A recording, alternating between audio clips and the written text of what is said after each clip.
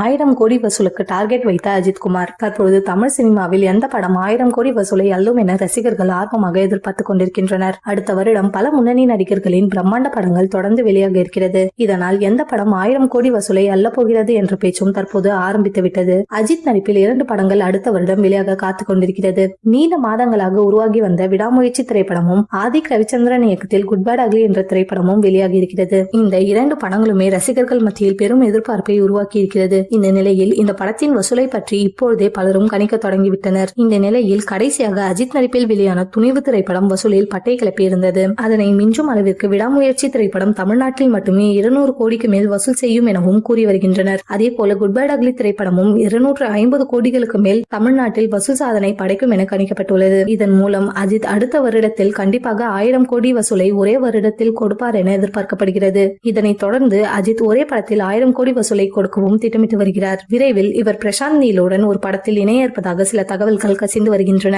இவர்கள் கூட்டணி அமைந்தால் கண்டிப்பாக அஜித் திரைப்படத்தில் 1000 கோடி வசூலை அள்ளும் முதல் படமாக இந்த படம் இருக்கும் என எதிர்பார்க்கலாம்.